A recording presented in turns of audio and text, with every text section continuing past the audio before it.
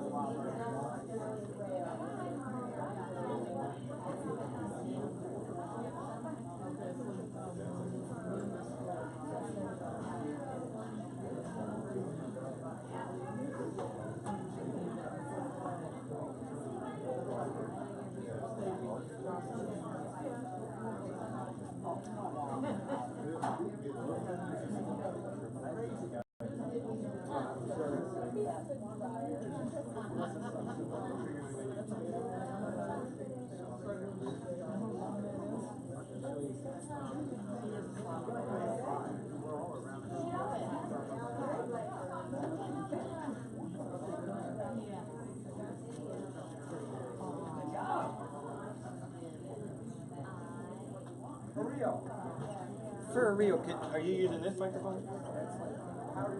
What'd you do last? Oh, well, then, I'll use that. I'll use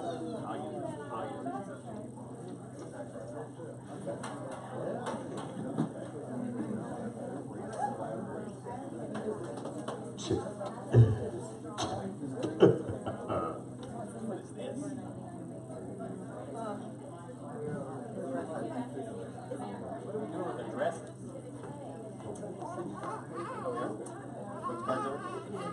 Awesome. Hey, look. Who are they? See that?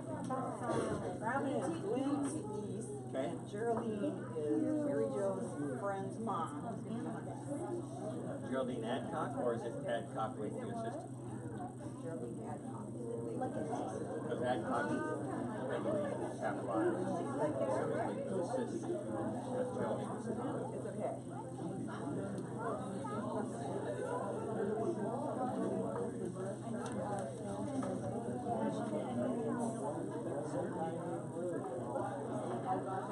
All right, your sun times are coming around to you. If you want to grab some coffee while that's happening, we'll get started really quickly. Thank you so much. It's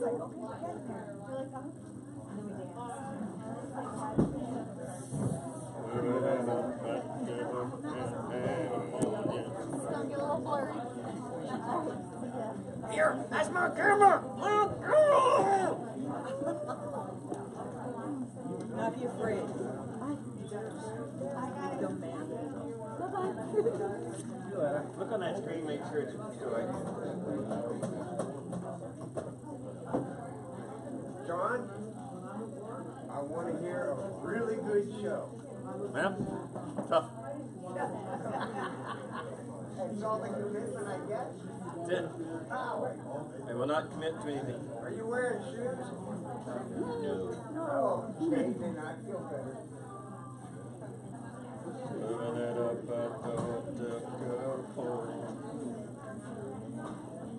All right, everybody got a sun.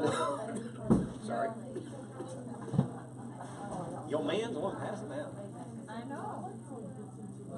Did you hear the first word you said? Your man. Your man. Oh, I thought you said Oh, your man.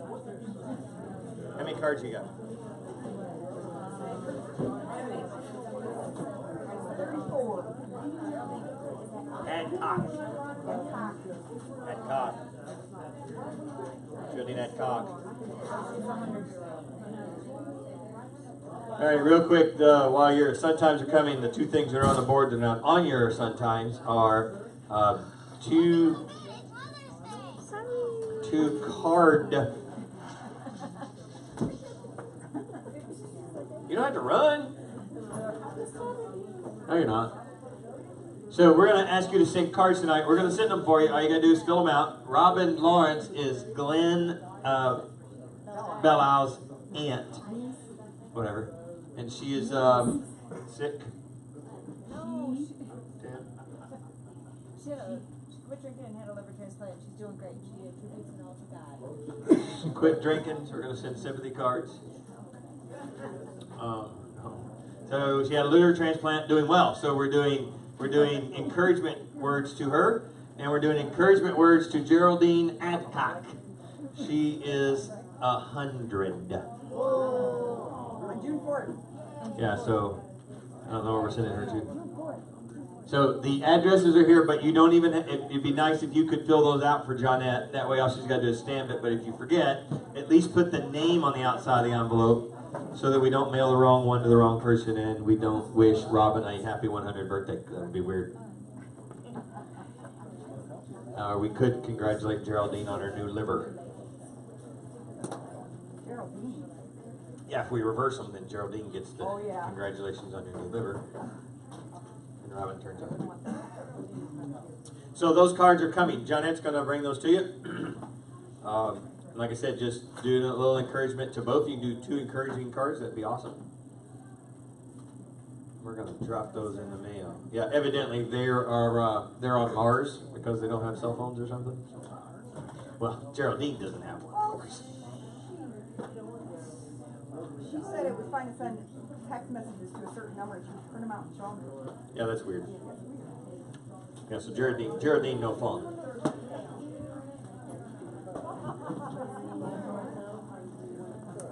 Okay, so I gotta tell you a story. And my mom's not in here, so I can tell you about it. Speaking of old people and phones, because this is funny. This is funny. So my mom is in a group text today. Okay? So she receives the message in the group text, and she replies, "Hey, y'all forgot about me, but I'll be there." Now just think about it for a minute. Because she still doesn't understand what the problem is after I called and explained it to her. How did you reply to the message, Mom, if you were forgotten? Not only that, in the message, she's mentioned that. Oh, I know. People I have know. to be. Oh, she admitted that. She goes, oh, I saw where I was listed. I just didn't get the message. Listen. I listen. So you know how a group messages come over, it says like Johnette and 3 others or something? She said, well, I'm getting Johnette's messages. She must have sent it to me. I saw that. This is my life. Well, tell me what I thought about Twitter. You should pray for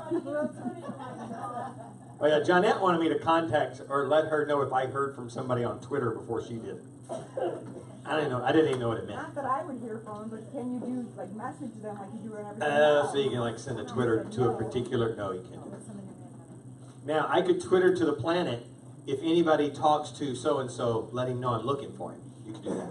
Okay. That's John. Yeah.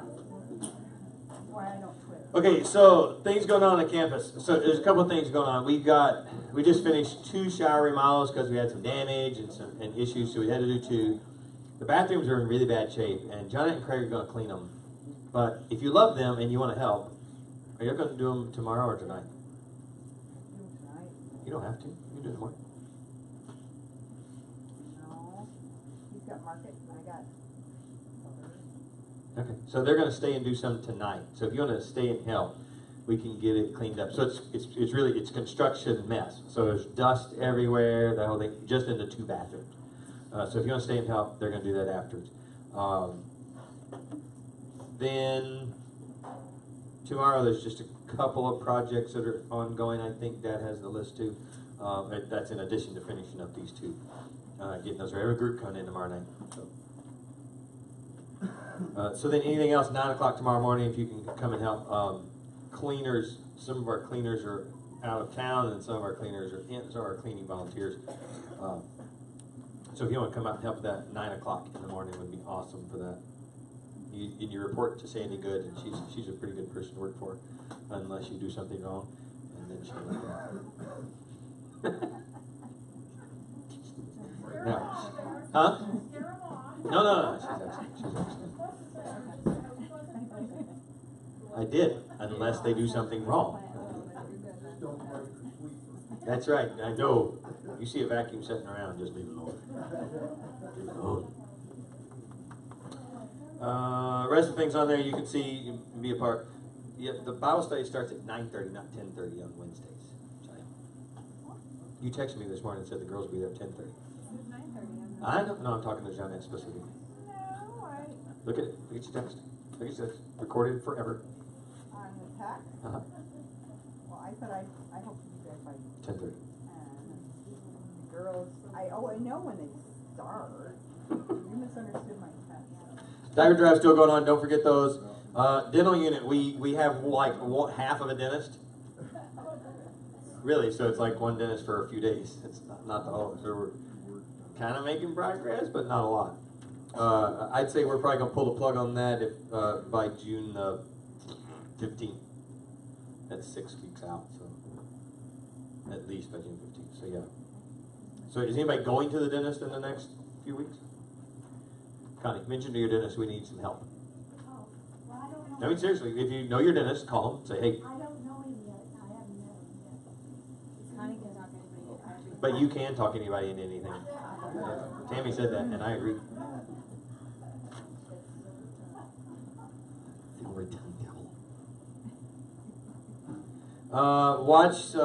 Just be cautious next week. We may or may not be in this building. All depends on if the flooring thing happens. So if the flooring thing happens, we'll be upstairs next Wednesday night. So just as you pull on campus, we'll have signs out and you'll be able to watch. So may have to be up there. And Sunday's Pentecost Sunday. So I have no idea what that means to you any different than No time mentioned at all. other than celebrate Pentecost. Yeah. Oh, did you just hear that? She mentioned no time at all I in the didn't. text, so that you Still tried can't hear to you. say I continue on time. What? Something broken. All right, turn on back. We'll look at prayer request. Are you live? Am live. You should probably say, John, that was right. So that was right. Donna Gallagher says, the app says the Gallagher response. Are you on Facebook or? App, YouTube. If somebody wants to check the app, just don't be on the Wi-Fi. Jump on your cellular service and pull up the app and see if it's working. Because if you jump on the Wi-Fi, it's going to blow it up.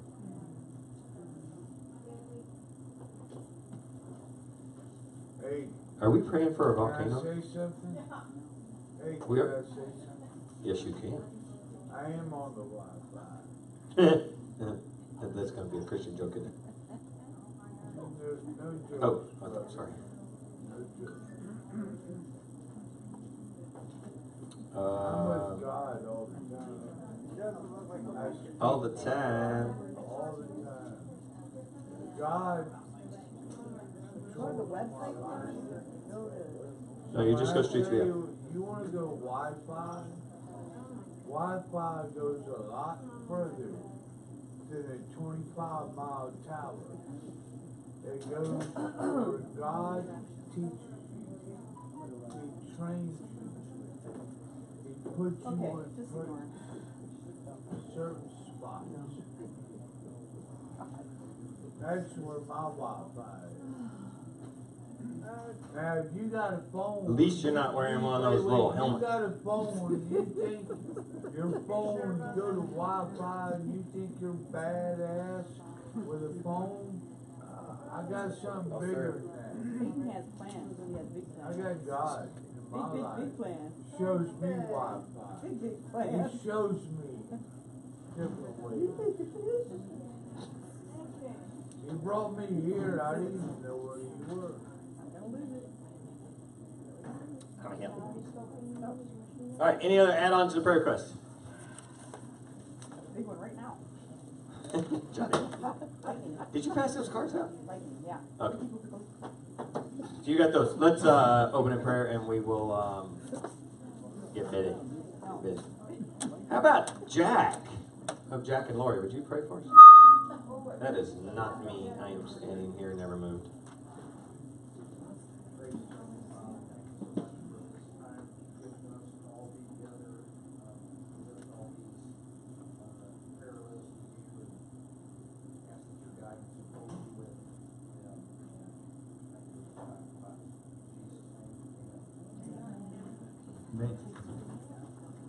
I didn't know the rules that I couldn't stand in front of the speaker, so that was my butt that whistled. Oh. That's up your butt. It did. It went, Good one. it was. All right, how y'all doing? Great to hear. How y'all doing? Great. So I'm really tired. I've been getting to see what being a single parent is like for 6 days, and if you're a single parent, I got mad respect for you because it is tough. Our 13-year-old just literally texted me, said, Dad, part of your job of being a parent is you got to get us essentials like milk and bread and eggs and cookies. I said, cookies? She said, yeah. I said, don't you work at Publix? She said, you're slipping, that's the other sister. So apparently I can't even keep my kids straight right now. All right, so last week I shared with you guys about the biggest boat in the Bible. This week I want to share with you about the smallest boat in the Bible. And I'm going to refer to Moses' boat from when he was a baby. And call this talk Baby on Board. And I find it really cool, weird, it's just me being cool and weird, that I had no idea we were doing baby dedication. And I was like, I struggle with tying into Sundays anyway, so I was like, I'm a genius. But no, God really just told me to talk about this 3 weeks ago. So I thought that was really cool how you can even plan on things and God will be like, he'll put it all together. All right, we're going to get a head start. We're going to be going to Exodus chapter 2. But before we get there, I want to tell you the backstory to set up the story that we'll catch up with here in a second. The backstory is that the Israelites are living in Egypt. They have grown from 70 people to several million people. Joseph, y'all hate it when a pastor's like, y'all know the story of Joseph, and you're like, no, actually I don't know the story of Joseph. Anyway, Joseph was the guy with the coat of many colors. He goes on to become prime minister of Egypt. But before he gets there, he's sold into slavery, and you can't keep a good man down. He rises to power. He becomes the head of Potiphar's house. He becomes head of the prison that he's put into, and eventually head of the whole nation of Egypt. And during this time, his family, there's a famine going on, but he's managing Egypt so well that they've got enough food stocked up. So the family goes to Egypt. They run into Joseph. They're like, "We thought you was dead." He's like, "I'm not dead. Come live with me." So they all come live with him, and that's where we get the 70 people. And they're hanging out in Egypt. Everybody loves Joseph. They're part of the family. And you ever been invited to a Christmas party or an event, and the only person you know is the person, and then they come back. Then a new king, to whom Joseph meant nothing, came into power. You see, so much time went by, and as things happen, Joseph dies. And during this time, the Israelites, they refused to blend in. They did not assimilate. They did not walk like an Egyptian. Y'all did not. There you go. Knew somebody was going to. I'm going to cut these jokes out if y'all don't laugh at them. They're for your benefit. I work hard on them too. So they did not walk like an Egyptian. They did not set on become like the people they were in. They kept their identity in the promised land. And that's where, as a group of people, we need to be. We need to keep that in mind. See, we live here, but we need to live as if we know our home is in heaven. That this is just a journey that we're on, and we're just passing through. We need to identify where we're going, not where we've been. That one you can just have for free. It's not really part of it. But so they're a group of people. They grow to several million. And one day, the Egyptians woke up to the understanding that the Hebrews outnumber them.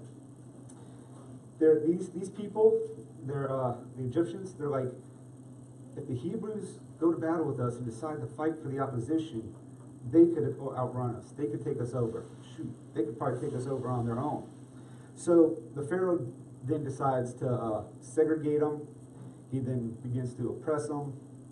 And then the Israelites still grew in number, and they still were blessed. So then the Pharaoh decided that he'll just eradicate them. So a rule was passed. A rule that the first baby born to an Israelite would be thrown into the Nile River. And it would either drown or be eaten by be eaten by a crocodile.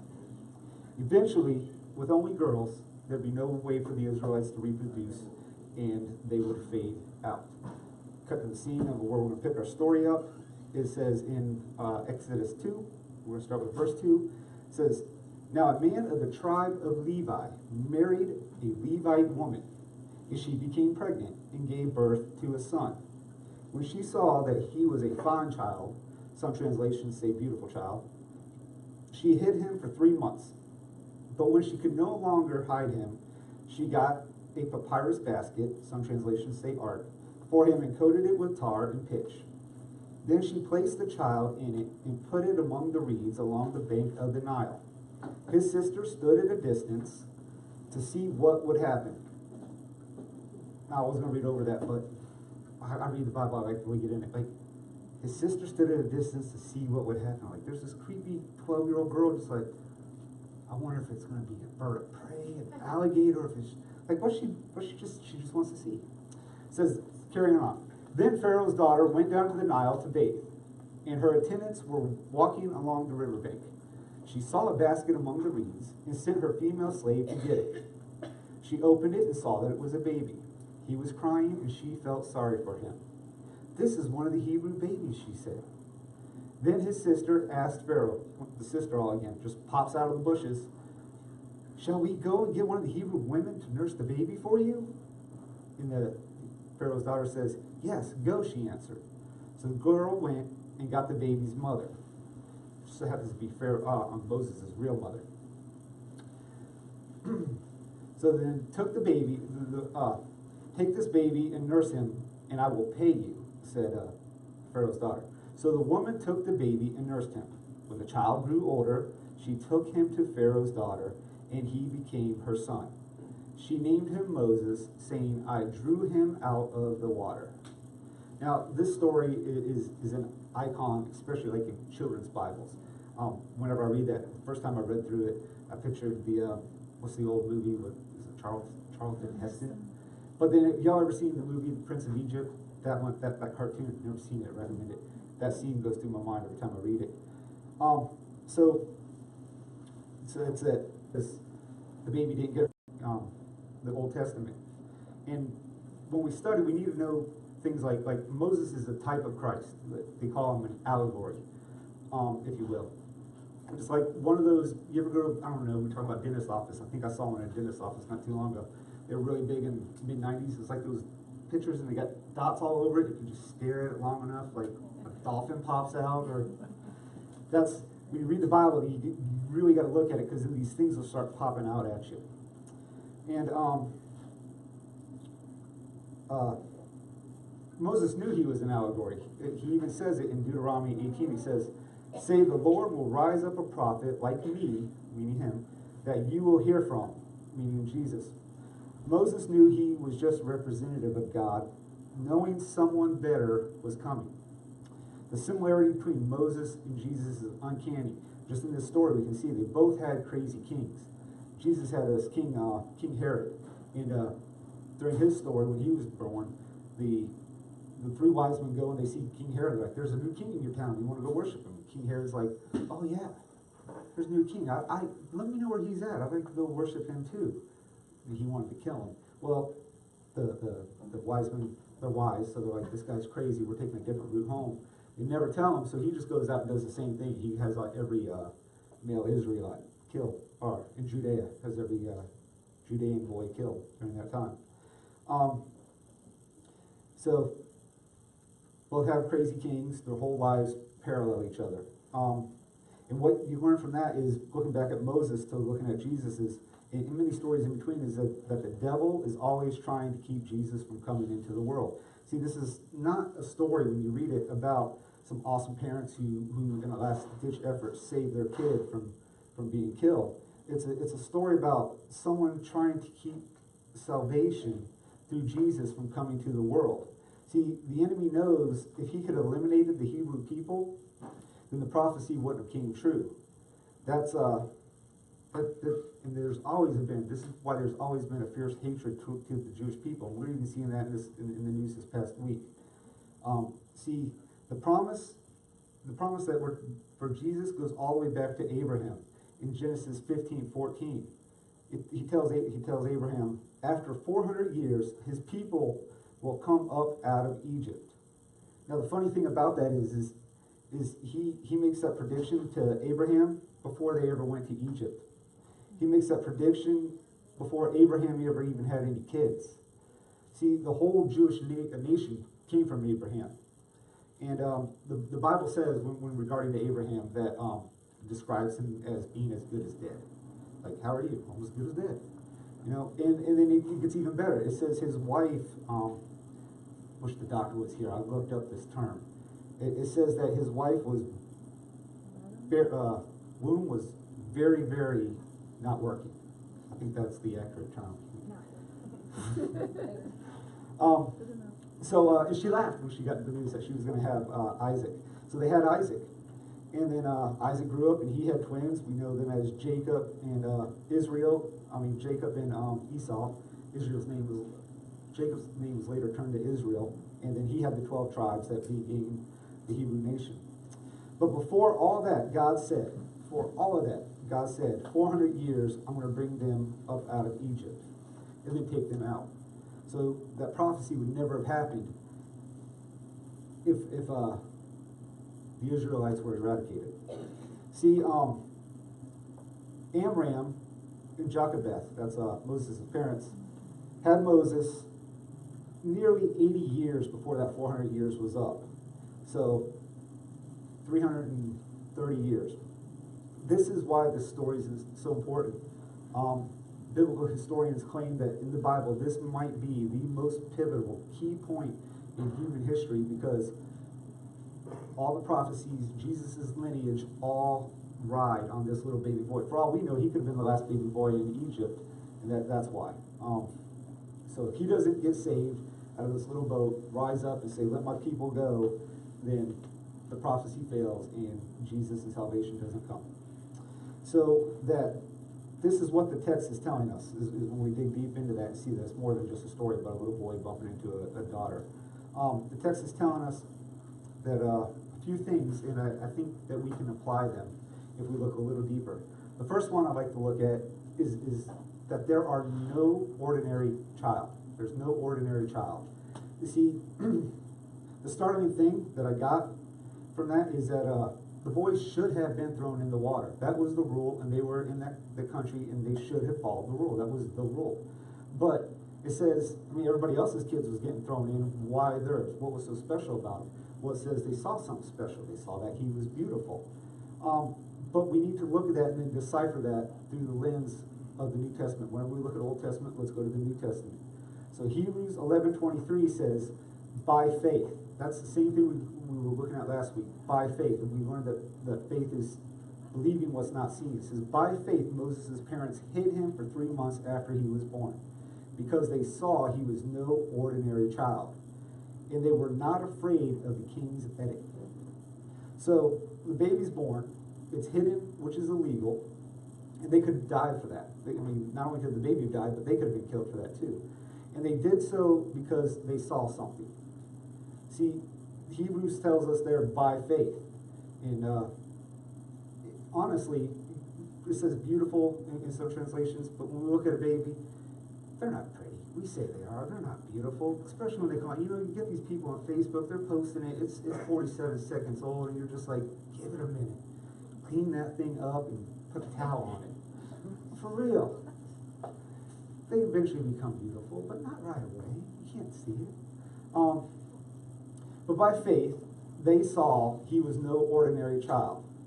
As a mom and dad, I think that's how we need to view our children. We need to put on that faith, and we need to view our children as no ordinary children. And there's no such thing as an ordinary child. And I'm not just talking about babies. We learned on Sunday that even 30-year-old mothers are daughters. So we need to look at everybody as a beautiful child, that there is no ordinary child. If you want to know if you're ordinary or not, and if you're special or not, you just got to look at what someone's willing to pay for it. And we can look at the Bible and see that we're special because God paid a high price for us. He paid for us with the price of his most priceless possession, his son, Jesus Christ. And our kids are, they're not just ordinary. We need to see them through that lens, that they're extraordinary. And then also see that they're going to be extraordinary once God gets his hands on them. In 1 Peter 2:9 it says, but you are a chosen people, a royal priesthood, a holy nation, God's special possession, that you may declare the praises of him who called you out of the darkness into his wonderful light. So my first takeaway, a special child, indeed, but no child is an ordinary child. And that includes you. Takeaway number 2 is what was meant to destroy you can become your source of rescue. See, what was meant to destroy Moses? The river, right? The river was meant to destroy him. But what saved Moses? Being placed into the river saved him. So, as we look at that, let's take that phrase, what's meant to destroy you can become a source of rescue. What is our biggest problem we face? And you guys can answer that. Like, help me out. I know the answer, I'm just waiting on something.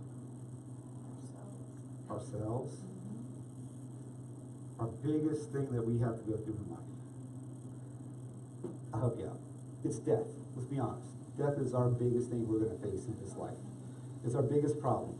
Last week we learned that death is brought on by the sin, and that it was forever. It was the death that it refers to was an eternal separation, absent from the Father. So what's the solution? Death is the solution.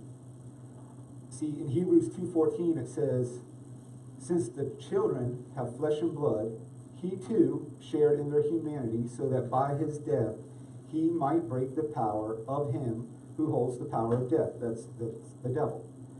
See, at the cross, Jesus saved us from our biggest problem by entering into it. Moses' whole generation was saved by getting into the same thing that was meant to destroy him.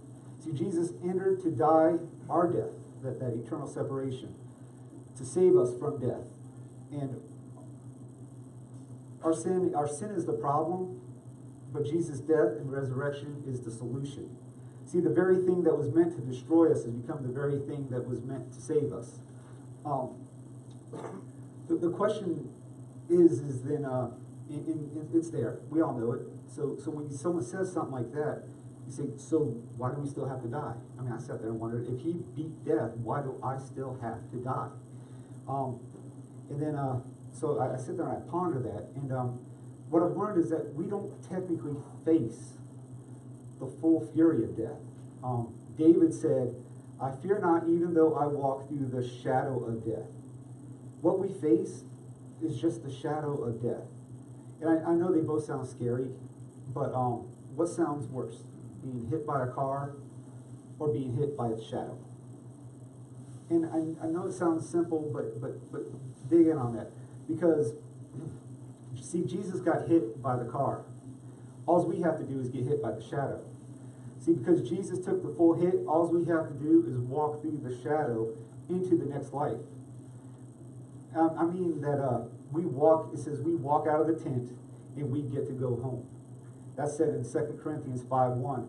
It says, for we know that when this earthly tent we live in is taken down, that is, when we die and leave this earthly body, we will have a house in heaven, an eternal body made for us by God himself and not by human hands. See, he puts us into the river, and then Christ is on the other side saying, come, welcome home. I love you. This is how God has destroyed the sting of death. It's like Christ took the venom out of it. And I think it's just so awesome how he can take something that's meant to harm you, and that same thing can be the source that delivers you. Number 3 is, I want to take from it, is God has got the devil's credit card on file. Now, I know that seems a little stretched, so bear with me as I unpack that. I used to work for a major soda company, and I won a weekend trip to a hotel. And when I got there, I thought, I had already paid for parking. I didn't know what it all included, so I was like, here's my credit card in case there's any damages or whatever. I just know from being around it that was protocol. And the guy slid it back to me and says, everything is covered. And I was like, sweet, that is such an awesome feeling when you know someone else has got that credit card. Another time I went to go buy something with a company card I had, and I didn't have enough in the company card. I was like $2,000 short. And they were like, it's cool, we've got another card on file. And it's just such a weight off your shoulders when you know that somebody else is going to carry the bill for you. See, God has the ability to make the devil pay for the things that he does in your life. Back to the text in the story. See, Moses is in a basket. It's his parents' last-ditch effort. The parents are having great faith to send this boy into the river. Sister's watching. Creepy sister. Just so happens the boat bumps into Pharaoh's daughter. Just so happens. She opens it. Baby's cooing like an angel's pinching its foot. It's crying. It's cute. She's like, it's a Jewish baby. I want it. Creepy sister jumps out of the woods again. Hey, you need a nanny? I know a lady who's just like Mary Poppins. I'll go get her. You want me to get her? Pharaoh's daughter's like, yeah, go get her. This is the best Pharaoh's daughter. I said, just work with me. And so Miriam runs home, and she's like, hey, Mom, come with me. If I don't call you Mom, don't ask any questions. Just come. So they get there, and Pharaoh's daughter is like, hey, you raise my baby? I will pay you to raise the baby past the age of nursing. Now, that age of nursing, we know it now when we think of it as like 1 to 2 years. But in this day, they say it was 3 to 4. I read one historical context that said it could be up to 12 or 13. which I just thought, what if the kids got braces? Jeez. See, that's funny. See, I'm thinking the oh my gosh, now I've got kids braces in my head. See, but here's the best part. See, Jochebed got paid, gets a job being the nanny to her own son. And the best part is that Pharaoh's daughter says, I will pay you to raise your own son.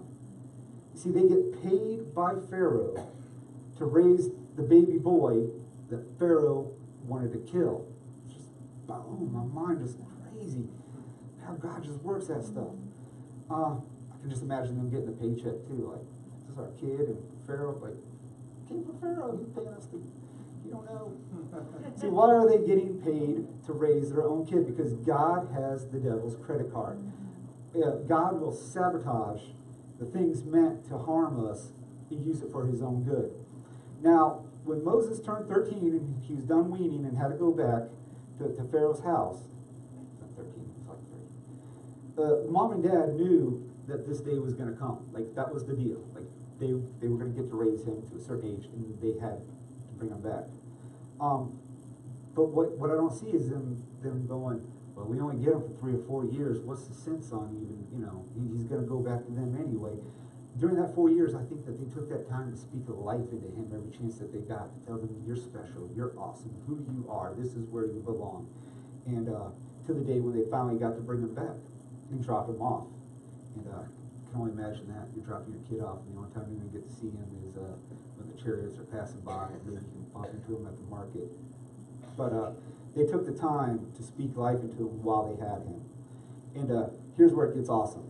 Acts 7:22 says, Moses was taught all the wisdom of the Egyptians, and he was powerful in both speech and action.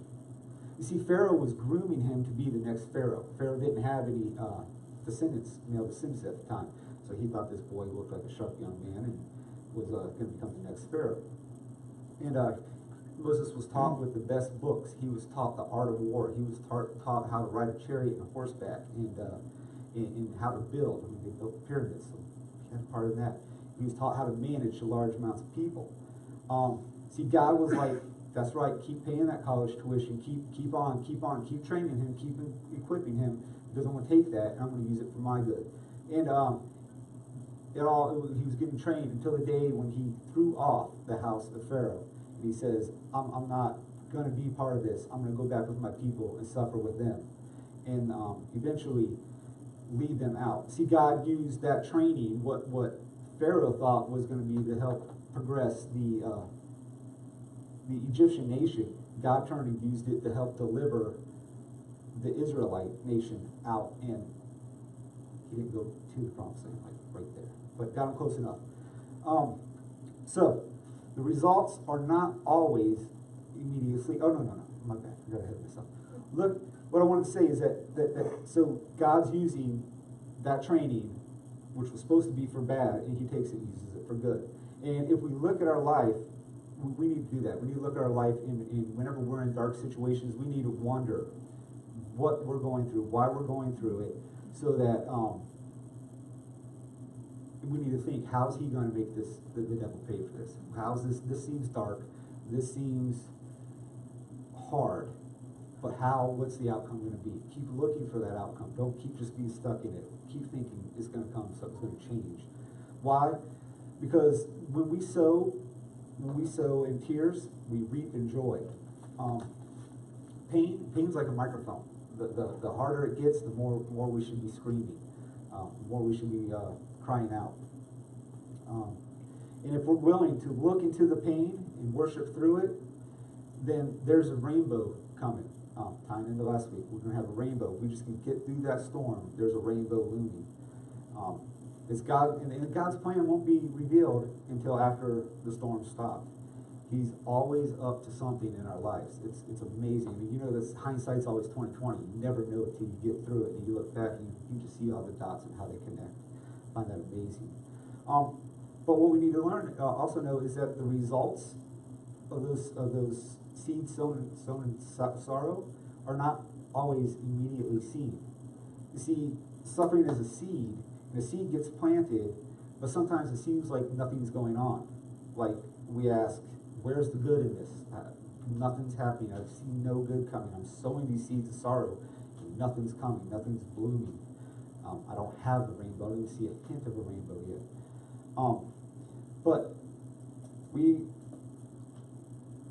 ask, is there good in it? Because Moses, that seed didn't bloom for him right away either. It wasn't until the age of 40 when he shook off Pharaoh's house, and that seed began to come out. Along the way, maybe his parents saw him in the military parade. He's got the mascara on, and they're like, "We lost him. We tried our best, but we lost him. He's gone." And it reminds us, maybe we have prodigal sons. Maybe you're a prodigal son. Maybe you have an older prodigal son, and he might walk away from God till he's 40. But you just got to keep remembering that those seeds were sown. Keep sowing those seeds. I heard a story about a pastor's son. He grew up not wanting nothing to do with his dad. A lot of PKs do that. Pastor kids do that. They want nothing to do with it. And then his dad passed. And he was going through his dad's journals and reading up, and his dad would journal about his son.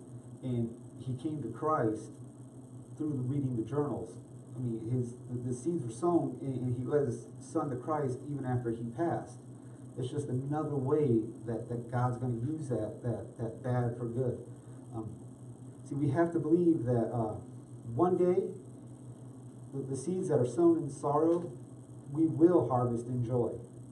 So, just keep. If you're going through it, if you're harvesting right now, just keep believing, keep knowing that something is going to bloom, is going to come to pass.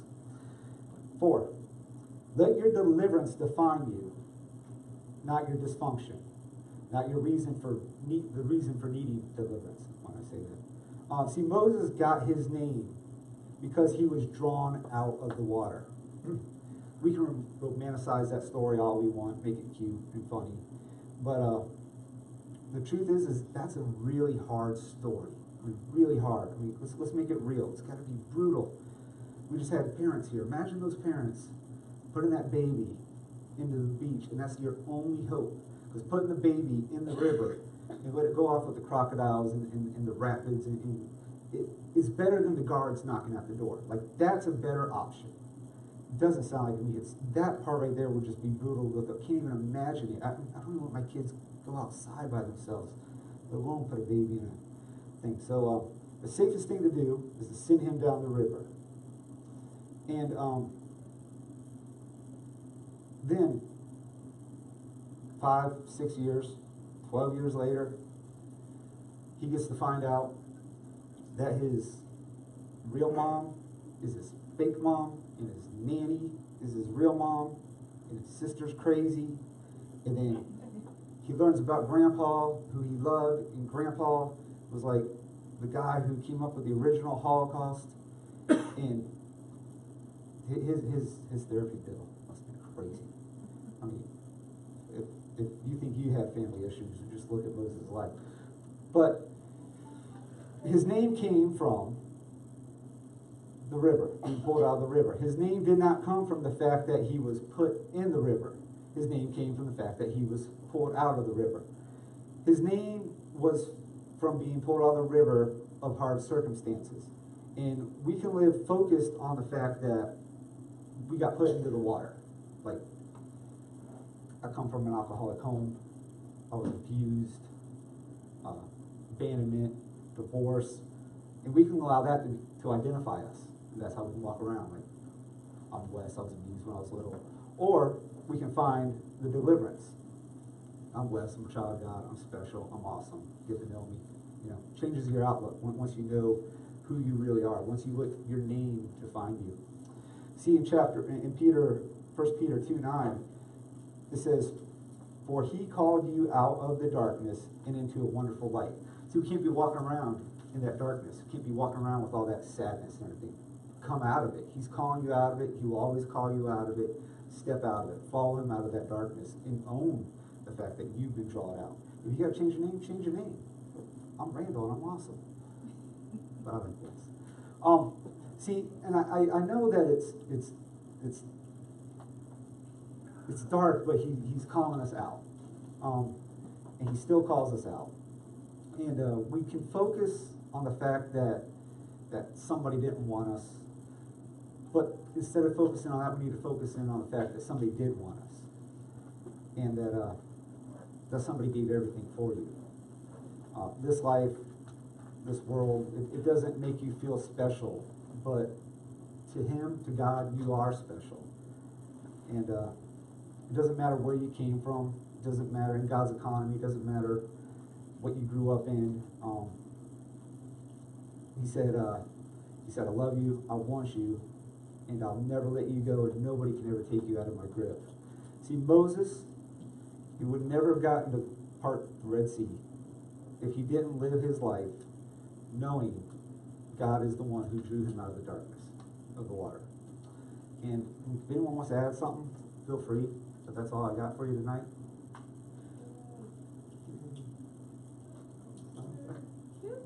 No? I did so good, I covered it so well, we're just captivated. Mission accomplished. Thank you.